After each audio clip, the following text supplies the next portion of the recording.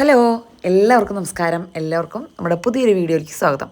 അപ്പോൾ സബ്സ്ക്രൈബ് ചെയ്യാത്തവർ ആരെങ്കിലും ഉണ്ടെങ്കിൽ ഒന്ന് സബ്സ്ക്രൈബ് ചെയ്യണം കേട്ടോ. പിന്നെ അച്ചാറിന് ഓർഡർ തന്ന എല്ലാവർക്കും ഒരുപാട് താങ്ക്സ്. ഇനിയും പോരട്ടെ ഓർഡറുകൾ. ഞാൻ എല്ലാവർക്കും വേണ്ട അച്ചാർ ഉണ്ടാക്കിക്കൊണ്ടിരിക്കുന്നുണ്ട്. അപ്പോൾ ഇന്നൊരു 10 കിലോ ഇടാമെന്ന് വിചാരിച്ചിട്ട് അതിൻ്റെ സാധനങ്ങളാണ്. നാരങ്ങ മാത്രമാണ് 10 കിലോൻ്റെ വാങ്ങിച്ചുള്ളൂ. ബാക്കിയൊക്കെ 20 കിലോൻ്റെ ചേട്ടൻ സാധനങ്ങൾ വാങ്ങിച്ചിട്ടുണ്ട്. അപ്പോൾ എന്തായാലും 20 കിലോ ഒരുമിച്ച് ഉണ്ടാക്കാൻ പറ്റില്ല, 10 കിലോനെ ഉണ്ടാക്കാൻ പറ്റുള്ളൂ. അപ്പോൾ ഞാൻ ചിക്കൻ കറിയൊക്കെ തലേദിവസം തന്നെ വെക്കാമെന്ന് വിചാരിച്ചിട്ട് ചേട്ടനോട് വാങ്ങിക്കാൻ പറഞ്ഞിട്ടുണ്ടായിരുന്നു. ജോലി കഴിഞ്ഞ് വന്ന അപ്പം തന്നെ അധികം നേരം ഇരിക്കാനൊന്നും നിന്നില്ല. ചേട്ടാ ഉച്ചയ്ക്കേ വന്ന് സാധനങ്ങൾ വാങ്ങിച്ചു വെച്ചു. സാധനങ്ങൾ വാങ്ങിക്കാനല്ല കേട്ടോ ഉച്ചയ്ക്ക് പോകുന്നത്, ഗ്യാസിൻ്റെ അടുപ്പ് വാങ്ങിച്ചു, വലുത് കേട്ടോ. മുറ്റത്തെ അടുപ്പിൽ വയ്ക്കാനായിട്ട് ഒന്നാമത്തെ കാര്യം എന്ന് വെച്ചാൽ വെയിൽ, പിന്നെ രണ്ടാമത്തെ കാര്യം എന്ന് വെച്ചാൽ വിറക് അത്ര നല്ലതൊന്നുമില്ല. പിന്നെ വിറക് പൈസ കൊടുത്ത് വാങ്ങിക്കണ അത്രയും പൈസ ഉണ്ടെങ്കിൽ നമുക്ക് ഗ്യാസ്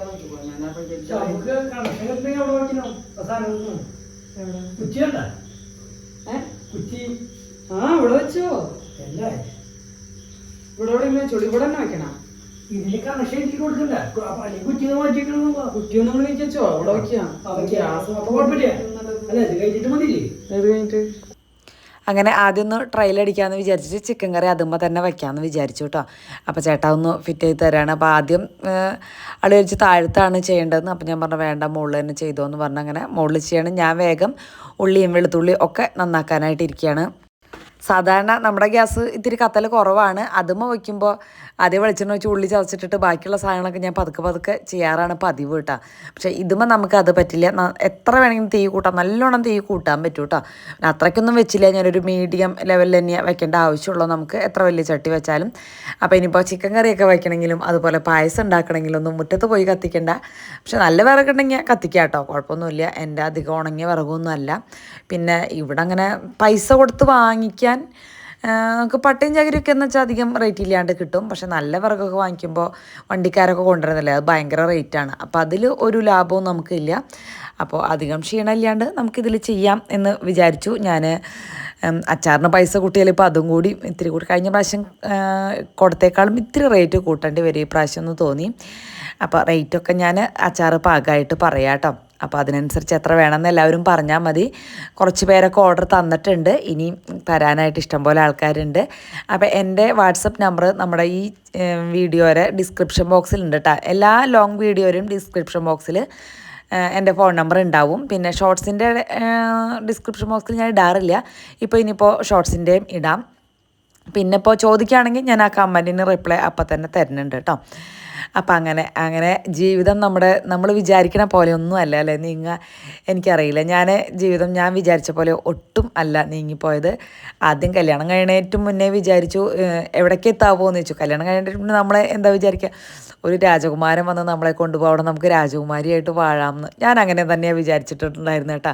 വലിയ ലോകപരിചയമോ വലിയ വിവരമോ ഒന്നും എനിക്കുണ്ടായിരുന്നില്ല. ആ ഒരു ഇട്ടാവട്ടത്തെ കുഞ്ഞൊരു ഗ്രാമപ്രദേശത്ത് ജനിച്ചു വളർന്ന് 10ാം ക്ലാസ് കഴിഞ്ഞപ്പോൾ ഫസ്റ്റ് ക്ലാസ് കിട്ടിയെങ്കിലും പഠിക്കാനൊന്നും പോകാൻ പറ്റാണ്ട് ജോലിക്ക് പോകേണ്ടി വന്ന ഒരാളാണ് ഞാൻ. ആ പൈസയൊക്കെ എടുത്ത് വെച്ചിട്ടാണ് അമ്മ സ്വർണ്ണമൊക്കെ മേടിച്ചിട്ടുള്ളതൊക്കെ. അമ്മയുടെ പൈസയും ഞങ്ങളുടെ പൈസയൊക്കെ കൂട്ടി ഓണത്തിന് സ്വർണ്ണമൊക്കെ മേടിക്കും. അങ്ങനെ കല്യാണം നമുക്ക് അത്യാവശ്യം സ്വർണ്ണമൊക്കെ ഉണ്ടായിരുന്നു. അങ്ങനെയായിരുന്നു ഒരു അമ്മയുടെ ഒരു രീതി. പഠിച്ചിട്ട് ഇപ്പോൾ എന്താ കാര്യം, പഠിച്ചില്ലെങ്കിൽ നീ നല്ല രീതിയിൽ ജീവിക്കണില്ല എന്നാണ് അമ്മ ചോദിക്കാറ് കേട്ടോ.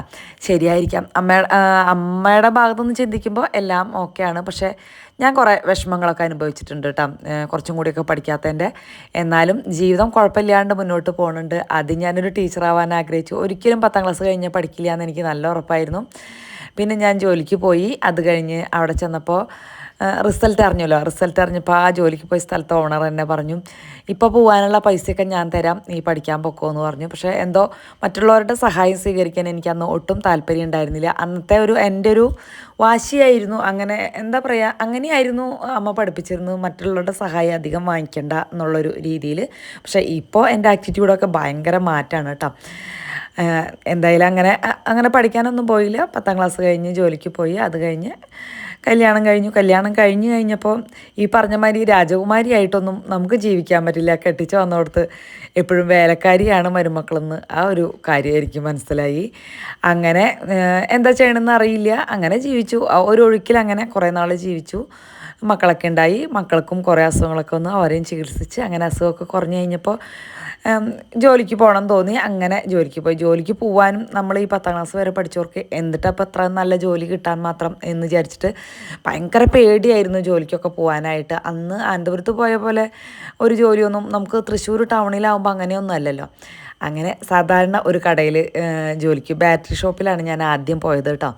അവിടെ ചെന്നപ്പോൾ എന്നോട് പറഞ്ഞു ബാങ്കിലേക്കുള്ള സ്ലിപ്പ് എഴുതാനായിട്ട് പറഞ്ഞു. അന്ന് എനിക്ക് അപ്പോൾ ഞാൻ പറഞ്ഞു എനിക്ക് അറിയില്ല, എനിക്ക് പറ്റില്ല എന്ന് പറഞ്ഞു. അപ്പോൾ എന്നാൽ എനിക്ക് ജോലിക്ക് ആളാവശ്യമില്ല, നിർത്തി പൊക്കോളെന്ന് പറഞ്ഞു. പിന്നെ ആ ഓണർ ഞാൻ ഊണ് വെച്ചിട്ട് വരാം, അപ്പോഴേക്കും ഇത് എഴുതി വയ്ക്കാൻ പറഞ്ഞു കേട്ടോ. അങ്ങനെ ഞാനൊരു 3ാമത് ചലാൻ എഴുതിയപ്പോഴേക്കും എനിക്കത് ഓക്കെ ആയി. അങ്ങനെ അത് പഠിച്ചു. അങ്ങനെ ബാങ്കിൽ പോകാനും ചലാൻ എഴുതാനും ചെക്ക് എഴുതാനും ഒക്കെ അവിടെ നിന്ന് തന്നെ പഠിച്ചു. അങ്ങനെ അവിടുത്തെ എല്ലാ കാര്യങ്ങളും കുറേശ്ശെ കമ്പ്യൂട്ടറിൽ പർച്ചേസ് കയറ്റാനും ബില്ലടിക്കാനും അങ്ങനെ എല്ലാ കാര്യങ്ങളും അവിടെ നിന്ന് പഠിച്ചു കേട്ടോ. പക്ഷെ ഒരു 3 വർഷം നിന്നപ്പോഴേക്കും അവിടെ അത്ര നമുക്ക് സാലറി ഒന്നും വലിയ കൂടില്ല. പിന്നെ വൈകുന്നേരം 5:30 കഴിഞ്ഞാലും പോരാൻ പറ്റില്ല, ഓണർ വന്നാലേ പോരാൻ പറ്റുള്ളൂ. വീടിൻ്റെ അടുത്ത് തന്നെയായിരുന്നു കേട്ടോ, 5 മിനിറ്റ് നടക്കാനുണ്ടായിരുന്നുള്ളൂ. ആ ഒരു കാര്യം കൊണ്ട് ഞാൻ 2-3 വർഷം അവിടെ ജോലി ചെയ്തിരുന്നു. പിന്നെ അടുത്ത സ്ഥലത്തേക്ക് ഇപ്പോൾ ജോലി ചെയ്യുന്ന സ്ഥാപനത്തിലേക്ക് പോന്നു കേട്ടോ. അവിടെ എനിക്ക് വലിയ കുഴപ്പമൊന്നും ഉണ്ടാണ്ട് സങ്കടങ്ങളും വിഷമങ്ങളും ഉണ്ടായിരുന്നില്ല എന്നല്ല, കുറേ അധികം വിഷമങ്ങളും സങ്കടങ്ങളൊക്കെ അനുഭവിച്ചിട്ടുണ്ട്. എന്നാലും നിന്ന് പോയി. ഇപ്പോഴും അവിടെ തന്നെയാണ് കേട്ടോ. 11 വർഷമായിട്ട്. പക്ഷെ അവിടെ ഞാൻ വെറുതെ ബില്ല് പറഞ്ഞു കൊടുക്കാനായിട്ടായിരുന്നു കയറിയിരുന്നത്. അവിടെ നിന്ന് പോയി അക്കൗണ്ട്സിലേക്ക് എത്തി. അങ്ങനെ അതിനിടയ്ക്ക് എനിക്ക് തയ്യൽ പഠിക്കാൻ ഭയങ്കര ആഗ്രഹമായിരുന്നു. ഞാൻ അതിനിടയ്ക്ക് പഠിക്കാനൊക്കെ പോയി കേട്ടോ. പോയിന്നുണ്ടെങ്കിലും പക്ഷേ ഈ കഥയൊക്കെ ഞാൻ മുന്നേ പറഞ്ഞിട്ടുണ്ടോ എന്ന് എനിക്കറിയില്ല വീഡിയോയിലൊക്കെ. ഇപ്പോൾ എനിക്ക് ഈ അച്ചാറിൻ്റെ ബിസിനസ് തുടങ്ങിയപ്പോൾ എനിക്ക് തോന്നി അതൊന്ന് കൂട്ടുകാരോട് പറയണമെന്ന്. അതുകൊണ്ടാണ് കേട്ടോ. തയ്യൽ പഠിക്കാൻ പോയെങ്കിലും അന്ന് ആദ്യത്തിന് പെട്ടെന്ന് വയ്യാണ്ടായി. അപ്പോൾ എനിക്ക് ആ ഒരു എന്താ പറയുക ഭയങ്കര അതിനിടയ്ക്ക് PSC പഠിക്കാൻ പോയി. പക്ഷെ അതൊന്നും ആദ്യത്തിന് വയ്യാണ്ടായതുകൊണ്ട് എനിക്ക് തലവേദന എന്ന് പറഞ്ഞാൽ അത്രയും തലവേദനയായിരുന്നു. അങ്ങനെ ഞാൻ അത് രണ്ടും എനിക്ക് കണ്ടിന്യൂ ചെയ്യാൻ പറ്റില്ല. പിന്നെയാണ് ഈ ജോലിക്കൊക്കെ പോയത് കേട്ടോ. തയ്യൽ പഠിച്ചു, എൻ്റെ ഡ്രസ്സൊക്കെ തയ്ക്കാം എന്നുള്ള രീതിയിൽ മാത്രമാണ് പഠിച്ചത്. അങ്ങനെ ജോലിക്ക് പോയി. പിന്നെ യൂട്യൂബ് തുടങ്ങുക, ഇങ്ങനെ ഒരു ഓൺലൈനിൽ നമ്മളെ കാണിച്ചൊരു വീഡിയോ ചെയ്യാമെന്നൊന്നും പറഞ്ഞാൽ ചിന്തിക്കാൻ പോലും എനിക്ക് കഴിയണ ഒരാളായിരുന്നില്ല. എന്നാൽ എനിക്ക് യൂട്യൂബിൽ വീഡിയോ കണ്ടു തുടങ്ങിയപ്പോൾ എനിക്ക് അങ്ങനെ തോന്നി ഒരു വീഡിയോ ഒക്കെ എനിക്കൊരു ചാനൽ തുടങ്ങാം എന്നൊക്കെ. അങ്ങനെയാണ് കുക്കിംഗ് ചാനൽ സ്റ്റാർട്ട് ചെയ്തത്. അവിടെ നിന്ന് ഡൈൻ മൈ ലൈഫ് ആയി. അവിടെ നിന്ന് നമ്മുടെ ഈ വീട്ടിലേക്ക് കയറിയപ്പോഴാണ് എനിക്ക് നല്ലോണം പൈസയൊക്കെ കിട്ടി തുടങ്ങിയത് കേട്ടോ. ഇപ്പോൾ പക്ഷേ പണ്ടത്തെ അത്ര പൈസ യൂട്യൂബിൽ നിന്ന് നമുക്ക് അവർ തരണില്ല. അപ്പോൾ അതുകൊണ്ട് തന്നെ ഇപ്പോൾ കൂടുതൽ യൂട്യൂബേഴ്സും കൂട്ടുകാർ കാണുന്നുണ്ടായിരിക്കുമല്ലോ ബിസിനസ് സ്റ്റാർട്ട് ചെയ്തിട്ടുള്ളതും വ്യൂസ് കുറയണതൊക്കെ. പൊതുവെ അവർ നമുക്ക് വ്യൂസിനുള്ള പൈസ തന്നെ മുന്നേ തന്നാർന്ന് തന്നെ ഇപ്പോൾ തരണില്ല കേട്ടോ. അപ്പോൾ പിന്നെ അങ്ങനെ ചിന്തിച്ചു. അങ്ങനെ നോക്കിയപ്പോൾ ശ്രീകുട്ടൻ തന്നെ വന്ന് പറഞ്ഞു, അമ്മ ഇപ്പം എല്ലാവരും ബിസിനസ്സാണ് സ്റ്റാർട്ട് ചെയ്യണത്, അപ്പോൾ അമ്മ കേക്ക് ഉണ്ടാക്കി തുടങ്ങുമെന്ന് പറഞ്ഞു. ഇതൊക്കെ ഞാൻ കുറച്ച് കഥകൾ എപ്പോഴൊക്കെയോ പറഞ്ഞിട്ടുണ്ട് അല്ലേ. അപ്പോൾ അങ്ങനെ അതെനിക്ക് എന്തോ കേക്ക് ഉണ്ടാക്കാനായിട്ട് എനിക്ക് നമ്മൾ വീട്ടിലിരുന്നാൽ കുഴപ്പമില്ല, നമുക്ക് കേക്ക് ഉണ്ടാക്കാം. പക്ഷേ സൈഡായിട്ട് ഒരിക്കലും കേക്ക് ഉണ്ടാക്കൽ നമുക്ക് പറ്റില്ല. എന്നുവെച്ചാൽ ഒരു ഓർഡർ തന്ന് നമുക്ക് ആ സമയത്തിന് കൊടുക്കണമല്ലോ. കേക്ക് എന്ന് പറയുന്നത് എപ്പോഴും ഒരു ഫംഗ്ഷന് ഉപയോഗിക്കാനുള്ളൊരു സംഭവമാണ്. അത് നമ്മൾ കൃത്യമായിട്ട് ആ സമയത്ത് തന്നെ കൊടുത്തിരിക്കണം. അപ്പോൾ അത് കാരണം കൊണ്ട് അതെനിക്ക് ഭയങ്കര ടെൻഷനും പേടിയായിരുന്നു. അപ്പോൾ ഞാൻ പതുക്കെ തുടങ്ങാമെന്നിങ്ങനെ അവനോട് പറയുമായിരുന്നു. പിന്നെ ഒരു ദിവസം ഞാൻ വടുകപ്പുളി അച്ചാറിട്ടു. വെറുതെ നമ്മൾ കല്യാണങ്ങൾക്കൊക്കെ ഉണ്ടാക്കില്ലേ, വെറുതെ ചെറുതായിട്ട് അരിഞ്ഞിട്ട് ഇഞ്ചിയും പച്ചമുളകൊക്കെ കൊത്തി അരിഞ്ഞ് വെളിച്ചെണ്ണ വെച്ച് തിരുമ്മിയിട്ട് ഞാൻ അച്ചാർ ഇട്ടിട്ടുണ്ട്. അതിപ്പോൾ ഒരു 1.25 ലക്ഷം അങ്ങോട്ട് ഷോർട്ട് വീഡിയോ ഇട്ടത് കിടക്കുന്നുണ്ട് കേട്ടോ. 1.25 ലക്ഷം അങ്ങോട്ട് ആയിട്ടുണ്ട്. ഈ ഓണത്തിനൊക്കെ നന്നായിട്ട് കയറുണ്ടായിരുന്നു, എല്ലാവരും കാണുന്നുണ്ടായിരുന്നു. ആ അച്ചാർ ഇട്ടപ്പോൾ അവൻ കഴിച്ചിട്ട് പറഞ്ഞു, എന്തൊരു ടേസ്റ്റ് അമ്മ അച്ചാർ, ഇതൊക്കെ ആൾക്കാർ ഇഷ്ടം പോലെ വാങ്ങിക്കും, നല്ല ടേസ്റ്റ് ഉണ്ട്, അമ്മ അച്ചാർ ഉണ്ടാക്കി വിൽക്കാൻ നോക്കുക, അടിപൊളിയാണ്, അമ്മയ്ക്ക് അത് പറ്റില്ലേ എന്നൊക്കെ ചോദിച്ചു. അപ്പോൾ എനിക്ക് ആലോചിച്ചപ്പോൾ ശരിയാണല്ലോ, എനിക്ക് അച്ചാർ അത്ര പ്രശ്നമായിട്ട് എനിക്ക് തോന്നിയില്ല. എനിക്കത് എന്താ പറയുക, എൻ്റെ അമ്മ നന്നായിട്ട് അച്ചാർ മാത്രമല്ല എൻ്റെ അമ്മ നല്ലോണം കുക്ക് ചെയ്യണ ഒരാളായിരുന്നു കേട്ടോ. അപ്പോൾ ഞാൻ കല്യാണം കഴിഞ്ഞിട്ട് മുന്നൊന്നും അങ്ങനെ അച്ചാർ ഉണ്ടാക്കിയിട്ടൊന്നുമില്ല. പക്ഷേ അമ്മയ്ക്കില്ലാതെ ഇങ്ങനെ അടുപ്പിച്ച് കൊടുക്കും. ഈ അച്ചാർ ഉണ്ടാക്കണത് അമ്മ തന്നെയായിരുന്നു. പക്ഷേ ചേട്ടൻ ഇവിടെ വന്നിട്ട് ഭയങ്കര ടേസ്റ്റാണ് അനന്തപുരത്തെ അച്ചാർ എന്ന് പറഞ്ഞപ്പോൾ അമ്മ അന്ന് തന്നെ പറഞ്ഞു, ഇവിടുത്തെ അമ്മ പറഞ്ഞു അച്ചാർ ഉണ്ടാക്കുമെന്ന് പറഞ്ഞു. അങ്ങനെ അച്ചാറുണ്ടാക്കി. ഞാൻ ആദ്യമായിട്ടാണ് അന്ന് അച്ചാറുണ്ടാക്കിയത്, കണ്ടിട്ടുണ്ടെങ്കിലും അങ്ങനെ ഞാൻ അച്ചാറുണ്ടാക്കി കൊടുത്തു കഴിഞ്ഞപ്പോൾ എല്ലാവർക്കും ഭയങ്കര ഇഷ്ടമായി ആ അച്ചാർ കേട്ടോ. പിന്നെ അങ്ങനെ നമ്മൾ അങ്ങനെയൊക്കെ പതുക്കെ അങ്ങനെ നടന്നു. പോയി. അപ്പോൾ അത് കാരണം ഈ അച്ചാറിൽ എനിക്ക് ഭയങ്കര ഒരു കോൺഫിഡൻസ്, അച്ചാറിലല്ല കുക്കിങ്ങിൽ എനിക്ക് അങ്ങനെ അത്ര വലിയ പേടിയൊന്നുമില്ല. നമ്മളൊന്ന് ശ്രദ്ധിച്ചാൽ നല്ല ടേസ്റ്റിലാക്കാം, ശ്രദ്ധിച്ചില്ലെങ്കിൽ ടേസ്റ്റ് കുറയും. അതൊക്കെ നമ്മുടെ ഒരു മൈൻഡ് പോലെ ഇരിക്കുന്നു, എനിക്ക് നന്നായിട്ട് അറിയാം കേട്ടോ. അപ്പോൾ അത് കാരണം അങ്ങനെ വിചാരിച്ചിട്ടാണ് ഞാൻ ഒരു പരീക്ഷണത്തിലാണ് ആ ഒരു 4 കിലോ അച്ചാർ അന്ന് ഉണ്ടാക്കി. അപ്പോൾ അത് എന്താ പറയുക, കണ്ണടച്ച് തുറക്കണേറ്റ് മുന്നേ അതൊക്കെ വിറ്റുപോയി. എനിക്ക് സ്റ്റിക്കർ അടിക്കാൻ പോലും സമയം കിട്ടിയില്ല. അപ്പോൾ അതിൽ മുന്നേ വിറ്റുപോയി. അപ്പോൾ അതൊക്കെ വാങ്ങിച്ച എല്ലാവർക്കും ഒരുപാട് താങ്ക്സ് കേട്ടോ. ചേട്ടൻ്റെ ഓഫീസിലുള്ളവരാണ് എല്ലാവരും വാങ്ങിച്ചത്. എൻ്റെ ഓഫീസിൽ ഒരാൾക്ക് പോലും കൊടുക്കാൻ എനിക്ക് പറ്റിയില്ല. ടേസ്റ്റ് ചെയ്യാൻ പോലും കൊണ്ടു കൊടുക്കാനായിട്ട് ഞാൻ വിചാരിച്ചിട്ടൊന്നും എനിക്ക് നടന്നില്ല. അതേ മോഡലിൽ മുന്നേ ഞാൻ അച്ചാറുണ്ടാക്കി അവർക്ക് ഒരു പ്രാവശ്യം കൊണ്ടു കൊടുത്തിട്ടുണ്ട്. അപ്പോൾ ഇപ്പോൾ എനിക്ക് നല്ല കോൺഫിഡൻസായി, ആ പേടിയൊക്കെ മാറി. നല്ല പേടി ഉണ്ടായിരുന്നു, ടെൻഷൻ ഇല്ല എന്ന് പറഞ്ഞാൽ അത്യാവശ്യം ഇത് ക്ലിക്കാവുമെന്നുള്ള പേടി കേട്ടോ, അച്ചാർ ഉണ്ടാക്കാനുള്ള പേടിയല്ല, ക്ലിക്കാവും. അപ്പോൾ എന്തായാലും ക്ലിക്കാവുമെന്ന് മനസ്സിലായി. പിന്നെ ജോലി നിർത്തിയിട്ട് ചെയ്യാനൊന്നും ഞാൻ ഒരിക്കലും ഉദ്ദേശിക്കണില്ല. എന്താ വെച്ചാൽ ഇതൊരു സൈഡ് ഇൻകം ആയിട്ടാണ് ഞാൻ വിചാരിക്കുന്നുള്ളൂ. പിന്നെ എനിക്ക് പ്രായമാവും തോറും നമുക്കത് കുറച്ച് ചെയ്യാം. പിന്നെ അച്ചാർ ഇടാൻ വേണ്ടിയിട്ട് നമുക്ക് എന്തായാലും ജോലിയൊന്നും ഉപേക്ഷിക്കേണ്ട ഒരാവശ്യമില്ല. പിന്നെ എനിക്ക് ചേട്ടനായാലും പിള്ളേരായാലും എല്ലാത്തിനും ഹെൽപ്പുണ്ട്. അപ്പോൾ അത് കാരണം കൊണ്ട് നടക്കും. അപ്പോൾ അങ്ങനെ ജീവിതം ഞാൻ പ്രതീക്ഷിച്ചതിനേക്കാളും വേറെ ഏതൊക്കെയോ റൂട്ടിലേക്ക് പോവുകയാണ്. 10 കിലോ അച്ചാർ ഈ സംസാരത്തിനിടയിൽ തയ്യാറായി കഴിഞ്ഞു.